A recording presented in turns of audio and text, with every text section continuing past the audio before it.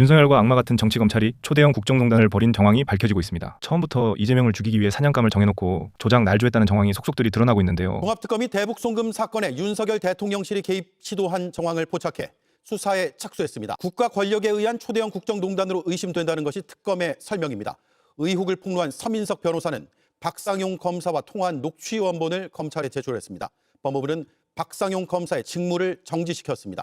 특검법에 따라 윤석열 전 대통령 부부가 수사 상황을 보고받고 수사기관이 권력을 오남용하게 되면 수사 대상이 되는데 쌍방울 대북 송금 수사와 관련해 관련 단서를 포착했다는 겁니다. 26년 3월 초순경에 쌍방울 대북 송금 사건 관련해서 윤석열 정부 대통령실이 개입 시도를 확인한 바 있습니다. 윤 정부 대통령실의 개입 의혹과 관련해 초대형 국정농단이 의심된다는 게 특검 판단입니다. 법무부는 수사 과정에서 직무상 의무 위반 등 이유로 감찰을 받고 있는 박 검사의 직무를 정지했습니다. 2019년 김성태 쌍방울 회장이 필리핀에서 북한 공작원 리호남에게 70만 불을 건넸다는 주장은 대북 송금 사건의 핵심 증거였습니다. 그런데 이종석 국정원장이 오늘 국회에 나와 리호남이 그때 필리핀에 없었다고 밝혔습니다. 그 시점에 제3국에 있었다는 출입국 기록이 확인됐다는 겁니다. 앞서 이화영 전 부지사에게 연어 회덮밥을 직접 가져다 줬다는 교도관의 증언도 나온 바 있습니다. 비3국에서 다른 나라를 갈 때 사용한 여권은 본인 본명 여권이었습니다. 그 여권이 출입국 확인을 했습니다. 쌍방울 대북 송금 사건 진술 회유 의혹을 두고 2차 종합특검이 초대형 국정농단이 의심되는 사건이라고 규정했습니다. 말단에 박상용 검사에게 관심이 쏠리고 있는 상황이지만 실은 윤석열 정부 대통령실과 수사기관이 아예 결탁해서 사건 수사를 진행했을 가능성이 의심된다는 건데요. 일단 국가 권력에 의한 초대형 국정농단 의심 사건이라고 저희는 보고 수사를 시작하려고 합니다. 이시원 당시 비서관은 노동당 산하 조직이 제재 대상이 아니라는 게 납득되지 않는다고 언급했고 공직기관 비서관실의 요청에 따라 황원진 당시 국정원 차장 측은 제재 대상에 포함된다는 의견을 3월 4일 휴신했습니다. 이에 대해 이 전 비서관은 공직에 있을 때의 일에 대해 공직을 떠난 후 말씀드리는 건 적절하지 않다는 입장을 전해왔습니다. 서울고검은 해당 녹취와 관련한 감찰과 수사에 착수하고 특검에 이첩 요청이 있을 경우 사건을 넘길 계획입니다. 이 사안이 얼마나 중대한지 또 달아보는 그런 시간 갖겠습니다. 박진 평론가 지금 어떻게 보시나요? 제 수준에 극단순화시켜서 결론부터 정리하면 이겁니다. 뭐 연어회 술파동, 그다음에 회유, 형량거래 이게 중요한 게 아니라 대북 송금 자체가 정권에 의해서 조작된 사건이다. 라고 이렇게 이제 결론을 내리고 시작하면 이해가 쉬워질 것 같아요. 거기서부터 출발을 해야 한다. 네네. 그래서 나머지 것들은 전부 다 부차적인 것들이다. 이렇게 보시면 될 것 같고요. 저도 이번에 어떻게 느끼냐면 개가 이유 없이 크게 짖으면 이게 쫄고 있다는 뜻이에요. 우리 박모 검사가 너무 과잉인 거예요. 그래서 거기에 녹취록 보면은 뜬금없는 이해찬 이야기도 나와. 맞습니다. 거기에서 또 뭐 동북아 평화재단 이야기도 나오고요. 사찰 아니면 그럼 어떻게 알았을까요? 또 그렇게 봐야 해요. 그렇지 않습니까? 그죠? 거기까지 이제 엮어가지고 이화영 보고 이거 아니에요. 너 원래 이해찬하고 더 친하니까 네가 안 물고 회유 안 당하면은 이해찬까지 잡아넣을 거야. 그러니까 이재명으로 불어. 이거 해서 가능성이 높은 거 아닙니까? 그런 부분들이 존재하고 그 다음에 이종석 국정원장이 나와가지고 이호남에 대해서 이야기를 해준단 말이에요. 그렇죠. 이호남이 와서 돈 받아간 적이 없다는 이야기 아닙니까? 그럼 이거는 사실은 그 당시 국정원도 알았다는 거 아닙니까? 알고 있었다고 봐야겠죠. 알고 있었다고 봐야 되겠죠. 그러면 윤석열 정부 국정원도 알았거든. 당연하죠. 이거 이 정보를 그러면은 이 뭡니까 수원지검에서 수사하는데 정보를 국정원에서 안 줬다는 거야. 그럼 정보를 안 주기만 했을까요? 오히려 역으로 이걸 가지고 조작하는데 도움을 줬을 가능성도 더 크죠. 그런 가능성도 충분히 있다. 이시원 공직 비서관의 업무는 아니잖아요. 이게. 이건 업무 범위도 넘어서고 일단 그 범위가 아닙니다. 이걸 윤석열이 지시한 거죠. 이거에 대한 증거도 포착을 한 것 같습니다. 왜냐하면 이시원 공직기관 비서관이 최상병 특검 할 때 기소가 안 됐잖아요. 제가 이제 특검 관계자한테 물어보니까 엄청나게 적극적으로 협조하고 플리바게닝해서 특검은 플리바게닝 형량거래 할 수 있게 돼 있잖아요. 할 수 있죠. 그래서 기소를 안 했습니다. 그러니까 이시원이 이미 조사했을 가능성도 있어요. 그렇구나. 조사했을 이미 가능성도 있고 이시원이 말하지 않더라도 이시원이 윤석열한테 지시를 받았다는 사실을 뭐 예를 들면 이시원이 지금 공직기관 비서관실이 국가안보실 회의를 주재한 것 같아요. 말이 됩니까 이게? 그건 말이 안 되죠. 국정원장도 없고 한 상태에서. 그러니까 국가안보실 우리가 니네 국정원 니네가 안 하면 우리 국가안보실 직접 내가 움직여서 할게라고 하는 게 이시원이 할 수 있는 일이 아니잖아요. 이것 또한 농단이네요. 이거는 이제 윤석열이 지시를 하지 않고서는 일어날 수 없는 일인데 거기에 대해서 이미 국정원에서 이 관련 증거를 다 확보를 한 것 같습니다. 2차 종합특검이 대북송금 진술회유 의혹 사건에 대해 이첩을 받았습니다. 2차 종합특검은 이 사건을 초대형 국정농단 의심 사건으로 성격 규정을 했습니다. 자, 관련한 브리핑 잠깐 보고 오겠습니다. 26년 3월 초순경에 쌍방울 대북 송금 사건 관련해서 윤석열 정부 대통령실이 개입 시도를 확인한 바 있습니다. 이에 따라 2026년 3월 하순 서울고검 인권침해 TF에 사건 이첩을 요청한 것입니다. 쌍땡땡 등 특정 사기업이 수사 대상은 아닙니다. 그리고 연어 술파티 의혹도 우리 종합특검의 주요 관심사는 아닙니다. 따라서 국정농단이 종합특검의 수사 대상이자 목적입니다. 국가 권력에 의한 초대형 국정농단 의심 사건이라고 보고 있습니다. 그리고 공소 취소라는 것은 그 공소를 제기한 검사가 취소 여부를 검토하는 거지, 특검은 공소 제기도 하지 않은 사안에 대해서 공소 취소를 검토하거나 고려할 이유가 없다는 것을 분명히 말씀드리고요. 네, 초대형 국정농단이다 뭐 이렇게 간단하게 얘기하면 될 걸 아주 길게 얘기하잖아요. 왜냐, 국민의힘이 하도 너무 말도 안 되는 억지 논리로 공격을 하고 있으니까 이렇게 좀 길게 설명을 했는데, 일단 국민의힘의 억지 주장 잠깐 보고 오겠습니다. 2차 종합특검이 대북 송금 진술 회유 의혹을 수사하겠다고 나선 것입니다. 검찰의 수사권과 기소권을 분리시켜 놓고 나서 특검에게는 이재명 대통령 사건의 수사권도 맡기고 이제 이재명 대통령 수사했던 검사들에 대해서 보복성 기소권까지 줄 생각인가 봅니다. 설마 이재명 대통령 공소 취소권까지 줄 생각인가요? 이건 뭐 말도 안 돼. 그러니까 뭐 법조인이 나설 필요도 없어. 공소 취소의 권한이 특검한테 없어. 그리고 이재명 대통령 관련한 사건에 대해서 수사하는 것도 아니야. 수사도 할 수도 없어요. 그런데 윤석열이 개입된 정황을 포착했잖아. 그래서 그거에 대해서 수사를 하겠다는 거예요. 이게 다 법률 근거가 있습니다. 종합특검법 잠깐 소개해 주시겠습니까? 종합특검법 2조 1항 13호를 보면요. 윤석열과 김건희가 본인 또는 타인 사건 관련 수사 상황을 보고받고 수사 및 공소제기 절차에 관해 사건의 은폐, 무마, 회유, 증거 조작, 증거 은닉 등 적법 절차의 위반 및 기타 수사기관의 권한을 오남용하게 했다는 범죄 혐의 사건. 요거를 수사할 수 있게 돼 있다. 그렇습니다. 조금 딱 떨어지잖아. 요게 딱 떨어지잖아. 자, 그러면 왜 2차 종합특검은 이 건을 초대형 국정농단 사건으로 의심하고 있는지 그 이야기를 지금부터 한번 해보겠습니다. 이종석 국정원장은요, 윤석열 정부의 공직기강 비서관 이시원이가 개입이 됐다고 밝혔습니다.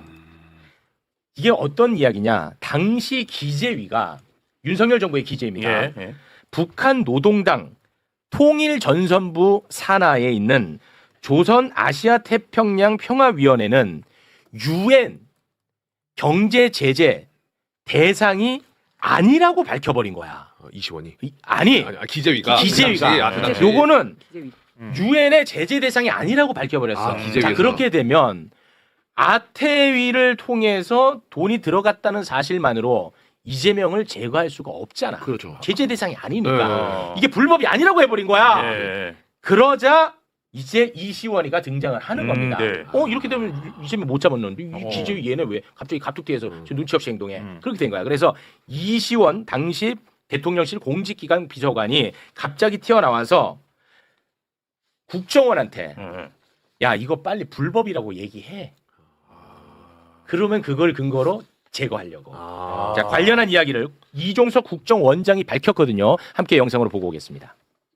윤석열 정부 공직기강 비서관실이 대북 송금 사건에 대한 관여를 시도한 사실이 밝혀졌습니다. 북한 통전부와 아태위가 조선노동당과 달리 금융제재 대상이 아니라는 기재부 유권 해석이 24년 2월 27일 언론에 보도되자 인사검증과 대통령실 내부감찰을 담당하는 공직기강 비서관실이 이 사안에 관여했습니다. 이시원 당시 비서관은 노동당 산하 조직이 제재 대상이 아니라는 게 납득되지 않는다고 언급했고, 공직기강 비서관실의 요청에 따라 황원진 당시 국정원 차장 측은 제재 대상에 포함된다는 의견을 3월 4일 피신했습니다. 됐지. 이시원이가 그러면 완전히 개입된 거잖아. 와, 이렇게 된 거야. 그렇게 얘기하니까 국정원 차장은 바로 어쩜 이렇게 설명을 잘해요. 근데 이게 맥락을 보면 아는데 2018년부터 남북 관계가 급속도로 좋아지잖아요. 문재인 정부 시절이고. 그러니까 그 당시에는 서로 간에 남북 간에 오고 가는 뭐 지원이라든가 이런 것들이 많았을 시점이에요. 그러니까 북한하고 사이가 굉장히 좋은 상황이었었고, 경제 제재도 풀리기만 한다 그러면은 경제 협력도 해야 되는 상황이잖아요. 근데 쌍방울이라는 곳에서 북쪽하고 접촉을 해서 어떤 목적이든 간에 뭐 그게 아주 불법적으로 안 좋게 사용하는 게 아니라 경제적인 목적으로 뭔가 돈이 건네졌어. 그러면 그걸 가지고 어떻게 불법이라고 규정할 수 있겠냐는 거예요. 그러니까 이 행위 자체가 불법이라고 규정하고 싶어서, 매우 중대한 범죄라고 규정하고 싶어서 통전부 산하나 아태평화이나 이런 것들이 다 제재 대상이야. 여기 돈 절대 보내면 안 되는 곳이야라고 규정을 하고 싶어 했던 거지. 네. 근데 기재부는 이거 아니야. 그 제재 대상 아니야. 그렇게 했더니 이시원 비서관이 나서가지고 국정원을 움직여서 이거 제재 대상 맞아. 이렇게 해버리는 순간 이건 불법이 돼버리는 거지. 그렇습니다. 그러니까 대북 송금 사건으로 둔갑이 돼버리는 그 사건이다. 네.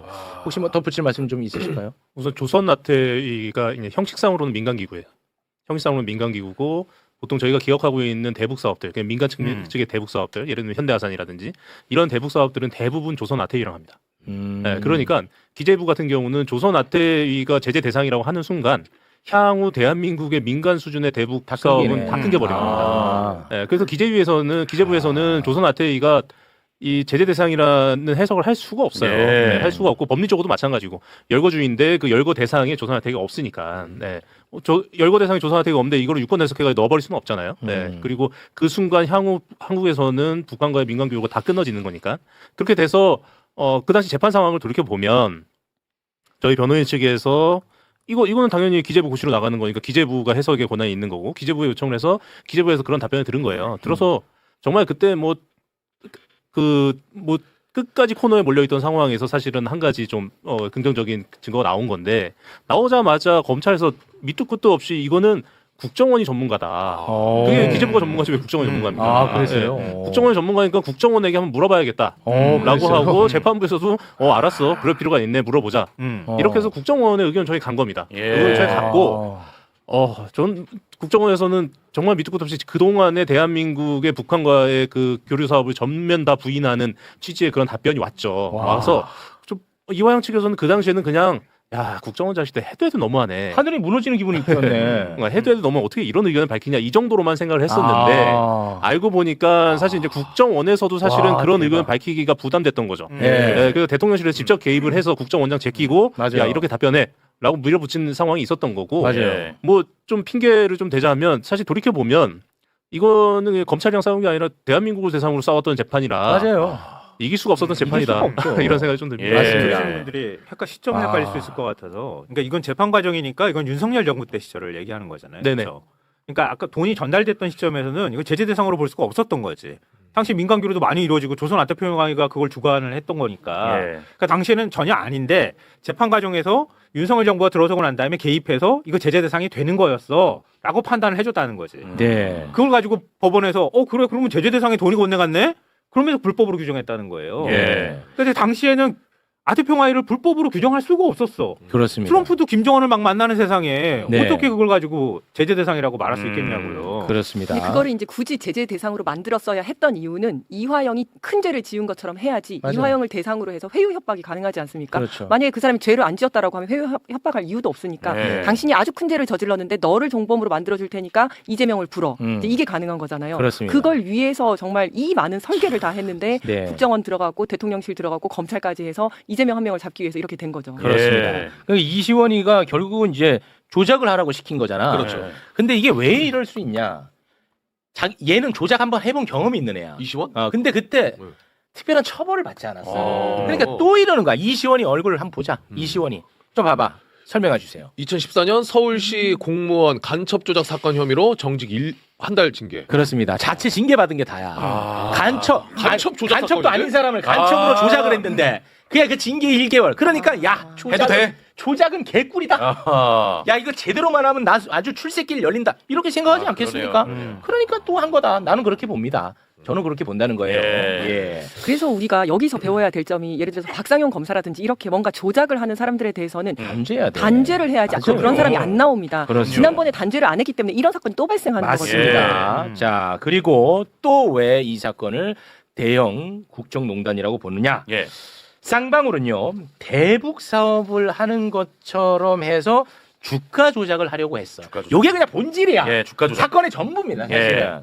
그런데 2022년 금융감독원은 다 자기들이 조사를 해본 거야. 전문가들이니까. 조사를 통해 쌍방울이 주가 조작을 했다는 것을 잡았어. 금감원에서. 그거 이 주가 조작 사건 이거를 딱 잡았다고. 금감원에서. 그런데 수원지검은요. 김성태를 봐주려는 목적으로 그 자료를 가져가지 않습니다. 왜냐 이거를 갖고 오게 되잖아. 수원지검이 금감원에서 조사한 쌍방울 김성태 회장의 주가 조작 이걸 갖고 오게 되잖아. 예. 이재명은 다 날라가. 왜냐면 주가 조작이지 뭐 대북 뭐 스마트팜 이런 거 아니잖아. 그렇죠. 다 날라. 그러니까 이거를 안 갖고 와. 제 얘기가 아닙니다. 예. 이 부분에 대해서 이찬진 금융감독원장이 직접 밝힌 내용입니다. 함께 보시죠. 저희가 그 조사한 부당이득 금액이 100억이 넘습니다. 그래서 당연히 굉장히 중죄로 처리될 거라고 정감원 입장에서 판단하고 있었는데 안 가져가서 이런 부분이 있었고요. 이런 예가 단 한 번도 없었다고 저희 보고받았습니다. 22년 11월 17일 날 수원지검이 금감원에 쌍방울 그룹의 불공정 거래 혐의에 대해서 조사 실시를 요청했고 금감원이 11월 24일 날 즉시 조사에 착수했습니다. 그리고 그 다음엔 23년 1월경에 조사가 완료됐다. 그래서 수원지검을 방문해요. 그래서 쌍방울, 광림, 비비안 세 개사의 부정거래 혐의에 대해서 조사 결과를 설명을 했죠. 그렇죠? 네, 맞습니다. 그러니까 혐의가 100억이 넘는 중죄에 해당하는 혐의인데 압수수색 영장만 발부하다 오면 그 증거 자료를 보내줄 수 있는데 결국 검찰이 그걸 알고 있음에도 불구하고 자료를 안 가지고 갔고 결국 증거가 부족하다는 이유로 불기소 처분했다는 이거 아닙니까? 네. 와, 설명까지 다 해줬대. 심지어 수원지검 방문해서 와, 설명까지 다 해줬대. 참고로 말씀드리면 금감원에서 수원지검에 직접 줄 수는 없습니다. 이거는 이제 법 위반입니다. 이거는 이제 개인정보도 들어가고 그런 것 때문에 그래서 반드시 압수수색을 통해서만 갈 수밖에 없어요. 그래서 다 설명을 해줬어. 수원지검은 미치는 거지. 이 새끼 왜 설명하고 있어? 안 되는데. 안 되는데. 어차피 불기소할 건데. 와, 나 진짜 너무한 거 아니야? 너무하지 않나 진짜? 끔찍합니다. 끔찍해. 수원지검 진짜 이걸 갖고 가지 않았어요. 그래서 증거 부족으로 불기소를 했대. 그러니까 이게 어저께 이제 매부쇼에서 나왔던 이야기인데 그 국정원에서 66가지의 문건이 있었는데 그 중에서 이재명 지사에게 이로운 거는 싹 빼고 불리한 거 13개만 갖고 갔잖아요. 네. 마찬가지인 겁니다. 이거는 이재명 전 지사에게 유리한 내용이기 때문에 그렇습니다. 싹 빼놓고 간 거죠. 네. 그래서 사실은 좀 제도적으로 보자면 본인 불기소 처분을 했는데 불기소 처분에 대해서 검사의 불기소 처분을 견제할 수 있는 게 없는 거예요. 이게 기소했어야 되는데 불기소를 했다. 한데 여기에 대해서 아무도 뭐 이의 제기도 할 수 없고 하는 상황인 거죠. 뭐 그렇습니다. 여기에 대한 견제가 전혀 안 견제 되는 장치가 거죠. 전혀 없습니다. 네. 검찰 개혁에 대해서 진심 있는 분입니다. 네. 사실 이거는 사건을 이렇게 작게 보면 안 됩니다. 이것보다 훨씬 더 큰 내용이 있는데요. 뭐냐면 이게 애초에 시작이 이재명 그 변호사비 대납으로 시작됐잖아요. 그렇죠. 그게 20억인데 그 20억이 출발점이 쌍방울의 그 전환사채 10입니다. 예, 전환사채 흐름이 이상하다 해가지고 그 중에 20억이 나오는 건데 이게 FIU 금융정보분석원에서 처음에 22년 2월에 이거 포착을 해요. 예, 포착을 해서 이 포착하자마자 대검에 고발 조치를 하고 대검에 고발 조치를 하니까 대검이 이 사건을 어디로 보내냐면 쌍방울이랑 전혀 상관이 없는 수원지검으로 됩니다. 그 당시 수원지검은 이재명 털고 있던 수원지검이죠. 근데 이상거래 포착 고발건을 가지고 오면 지검에서 어떤 상황이 발생하냐면 해당 주체의 금융거래 내역을 다 들여다볼 수 있습니다. 특정해서만 볼 수 있는 게 아니라. 그러니까 내려오니까 수원지검이 쌍방울의 금융거래 흐름을 다 살펴보는 거예요. 다 살펴보서 모든 자료를 입수를 하고 입수한 상태에서 금감원의 주가 조작 혐의 조사를 요청을 해요.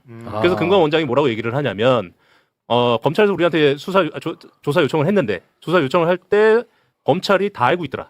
이런 얘기를 해요. 네, 그러니까 이게 FIU 고발이 대검을 하고 대검이 이거를 사실은 중앙으로 보냈었는데 중앙으로 안 보내고 이재명 털고 있는 수원지검을 보내고 수원지검에서 쌍방울 다 턴 다음에 그 내용을 잡아서 그 금감원에 보낸 겁니다. 그래서 금감원이 조사를 했는데 그 사이에 김성태 뭐 쌍방울 등등 관련된 수사가 진행이 되고 상황이 바뀌어 버렸죠. 상황이 바뀌어 버리고 내용도 파악을 하고 그러고 나니까 이걸 안 가져가 버린 거예요. 안 가져가 버려서 이제 패스트 트랙으로 하는데 패스트 트랙은 행정 이첩입니다. 행정권만 그냥 이첩을 하는 거고 그러면 금감원은 사실은 이렇게 되면 금융위에 보고를 하고 허가 절차를 밟아서 금감원에서 직접 고발을 해야 돼요. 직접 고발을 해야 되는데 그 당시 이복행 원장이 고발 안 하고 묵혀둔 거죠. 그러니까 이거는 수원지검만 잘못한 게 아니라 다 연결돼 있네. 금감원도 작정을 하고 같이 공고를 한 거예요. 와, 그래서 진짜 초대형 국정농단이네. 다 연결돼 있네. 이복형. 이건 서로가 그 뜻을 같이 하지 않으면 일어날 수 없는 일이잖아요. 이거 지금 말씀하신 거. 네, 맞습니다. 당연한 거 아닙니까? 그러니까 금융정보분석원에서 주가 조작 혐의가 있다 이렇게 판단을 해서 조사한 자료를 넘기면 금융위까지 가서 결국 금감원에서 최종적으로 결정을 해가지고 검찰로 넘겨야 되는데 근데 검찰 입장에서 보니까 이게 주가 조작 사건이 되는 거야. 그러니까 안 갖고 갔다는 거야. 다 이제 흔들려 버려. 행정이 그리고 행정 2천만 해 해서 받고 네. 그러면 그 사건이 진행이 안 되면 금감원에서 나중에 고발 조치까지 가야 되는데 금감원도 그 조치를 안 한 거죠. 그렇게 해가지고 국정원 쪄가지고 이거 제재 대상이 되는 거야 이렇게 만들고 없는 리오남 만들어가지고 집어넣고 그렇습니다. 그러니까 대북송금 사건이 되어버리는 거죠. 네. 진짜 무섭습니다. 이거를 어떻게 이기냐고 지금 모든 권력기관이 다 하나로 붙여가지고 한 사람 죽이겠다고 하는 건데. 그 말단에 있는 게 박상용이에요. 그렇죠. 박상용. 그 말단이 박상용. 행동대원으로. 행동대원. 박상용은 그냥 피렘이에요. 행동대원. 박상용 별로 관심거리가 아니야. 이거 큰 구조 안에서 있는 것만 파악하면 박상용 맨 밑에서 그냥 상대하면서 연어 먹이고 술 먹이면서 야 너 죽으니까 제대로 진술해 이러면서 꼬드기는 그냥 진짜 말단에 있는 사람이에요. 근데 말단 치고는 너무 시끄러워. 그러니까 죄질은 굉장히 정말 심각합니다. 왜냐? 가족들을 다 건드렸잖아. 그리고 정치적인 멘토 스승 네. 이해찬 총리까지도 털었단 말이야. 그거는 견딜 수가 없는 말단이지. 이거는. 그래서 이 얘기도 꼭 하고는 가야 됩니다. 박상용이의 녹취는 이제 사실 저 개인적인 판단으로 더 이상 들을 건 없다고 봐요. 그러니까 다 나왔다고 보거든. 근데 아직도 박상용의 편을 드는 한심한 사람이 있어서 어제 틀려다가 틀지 못한 추가 녹취 하나만 더 들어보도록 하겠습니다. 이재명만 주범으로 만들면 이화영 부지사는 석방될 것이고 이화영 부지사는 검찰의 편에 참고인 신분으로 자유로운 생활을 하게 될 것이다. 라는 이야기가 담겨있는 녹취입니다. 2023년 6월 19일 박상용 검사와 이화영 부지사의 변호인 서민석 변호사가 나눈 통화입니다. 함께 보시죠. 어쨌든 간에 두 가지가 더 될 거거든요. 하나는 제3자 뇌물이든 직접 뇌물이든 어쨌든 그 외환거래법 미만의 것들이 그대로 제3자 뇌물로 되되 그거는 공범을 이재명이랑 같이 갈 거고 동시에 그 직권남용, 묘목이랑 밀가루 부분 그거는 막 그렇게 중요한 건 아닌데 어쨌든 그것도 이재명 씨랑 공범으로 갈 거고 그렇게 기소가 되면 결국에는 재판이 절대 신진우 재판장이 선고할 수가 없는 사이즈가 되거든요. 그게 그렇게 되면 좀 지나면 이부지사는 아마 나갈 겁니다. 저희 보석도 마찬가지고 그렇게 하면 나가셔가지고 그걸 도모하시고 그다음에 이든 그런 것들이든 이제는 그냥 완전 검찰 편에서 이재명 재판에 참고인이 돼버리는 상황이고 자기 재판도 있긴 있는데 그건 거의 중범인 거고 그런 상황에서는 저희가 솔직히 씨나 그 덕화한 것도 이제 그 무렵 되면 그렇게 중요할까 생각이 들어요. 저희도 그렇게 되면 그래도 만족할 수 있는 결과가 그게 제일 아니시겠습니까? 정말 이걸 어떻게 용서해야 되나? 나 진짜 미치겠네. 이거 들으면 들을수록. 근데 이런 박상용이를 누가 편을 드냐고 댓글을 누가 다시는데 누가 편 드냐고요? 법률가 출신이자 국회의원 천하람이가 편을 듭니다. 천하람이가. 그 장면 함께 보겠습니다. 특수수사를 할 때 어느 정도 회유도 하고 압박도 하고 하는 거는 수사 기법으로 있을 수 있는 일들이죠. 가족들 처벌하겠다는 것도 수사 기법입니까? 김건희를 수사하는 검사가 이렇게 했다. 진술을 더 이끌어내고 이런 걸 하기 위해서 이런 얘기를 했다 그래도 과연 이렇게까지 비난할 거냐? 없잖아. 아니죠. 그러니까 아니지. 이 수사 기법이 정당하냐 아니냐는 우리가 판단 기준을 누가 수사하는지를 따라서 바뀌면 안 되는 거잖아요. 박상용 검사가 한 수사 기법이 정당해요? 잠깐만요. 다른 걸 다 떠나서 내가 요구하는 대로 진술하면 니네 주변 안 칠 거고 내가 요구하는 대로 진술하지 않으면 너뿐만 아니라 너의 가족과 네 주변들 전부 다 범죄자 만들 거야. 이게 기법입니까? 이게 무슨 수사 기법입니까? 그냥 폭력이지. 이번에 녹취록 전화님 들어보셨어요? 자, 들어보지 못했어요. 한번 들어보시죠. 뭐야? 내용도 모르고 지금 저러고 있는 거야. 나쟤 보면서 약간 수원지검 같더라고. 애써 안 보는 거야. 수원지검처럼. 괜히 집중해서 봤네. 근데 천하람이 말처럼 김건희 수사를 만약에 이렇게 했잖아.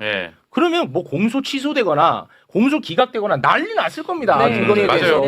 그동안에 얼마나 우리가 절차 하나 틀릴까봐 얼마나 맘 졸였습니까? 아니 그리고 수사를 하다 보면 저렇게 한다는데 저렇게까지는 아니고 약간 이제 국합 배드캅 전술로 조금 이제 강압적으로 좀 강박을 하면서 했다가도 이제 심리적으로 무너질 것 같으면 좀 달래주기도 하고 하는 게 있지만 넘어서는 안 될 선들이 있습니다. 예를 들어서 저 사람 자백 안 했는데 저 사람 자백했다라고 얘기하면서 자백을 얻어낸다든지 그거 안 되지. 안 되고 그다음에 절도범 불러갖고 오면서 증거 하나도 없는데 니네 집에서 이거 나왔어라고 하면서 얘기하는 이런 이런 거 안 됩니다. 당연히 안 되는 것들인데 지금 얘기하는 건 말도 안 되는 거죠. 별건 수사 안 되고. 별건 수사 안 되고 협박해가면서 야, 너 이렇게 하면 봐줄게. 너 보석 나가게 해줄게 하고 대신 너 말 안 하면 니네 가족 내가 다 잡아 넣을 거야. 니네 스승 내가 수사해 버릴 거야. 지금 이거 하다 보면 뭐 민주당이고 그다음에 이해찬 전 총리고 나중에 뭐 돈봉투 얘기하면서 마치 뭐가 어마어마하게 있는 맞습니다. 것처럼 엉망진창 될 수 있다 이런 얘기 하지 않습니까?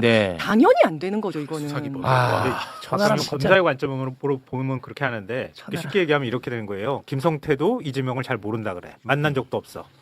그리고 박용철 부회장도 모른다 그래. 만난 적도 없어. 돈은 갔다고 주장하고 싶어. 그럼 그 중간에 있는 고리는 이화영 전 부지사 한 명밖에 없는 거예요.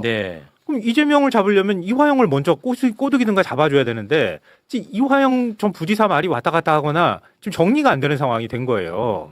그렇게 해야 제3자 뇌물을 걸든가 뭘 할 거 아니에요. 그러니까 당신이 협조하면 제3자 뇌물로 딱 걸어서 거기를 주범으로 만들면 넌 그냥 종범이 되니 그냥 바깥에 풀려나가지고 편히 재판에 가서 참고인이나 하세요. 검찰편에서.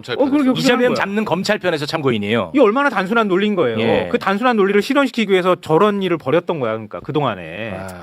이 당시에 수원지검의 상황을 좀 봐야 될 필요가 있는데요. 사실은 저희가 이제 박상용이 특수부 검사라고 다들 알고 있는데 사실 내용이 좀 다릅니다. 박상용이 요 전에 울산에서 좀 문제를 일으키고 수원으로 넘어오는데 수원 감찰부 소속이었어요. 형사 6부가 특수부인데 감찰부 소속이었는데 박상용이 쌍방울 압수수색을 할 때 영장 유출 사건이 발생을 합니다. 수원지검 내에서 그 사건 감찰을 박상용이에요. 박상용을 하면서 박상용이 그 사건을 감찰을 하면서 목숨 걸고 한 거예요. 목숨 걸고 해서 지휘부한테 입금을 받아가지고 그래 너 잘하는데 그러면 너 쌍방울 저것도 한번 들어가봐. 그래서 감찰부 소속으로 형사 6부에 가서 일을 합니다. 그래서 이 당시에 이제 박상용은 감찰부, 그 얘기 많이 나왔던 이제 송민경 같은 경우는 공공수사부, 그리고 원래 형사 6부에는 한광이라는 검사가 담당하고 있었습니다. 한광희 검사는 인터넷 기사 찾아보시면 수사 중에 뭐 사건 사고 발생한 걸로 유명하신 분입니다.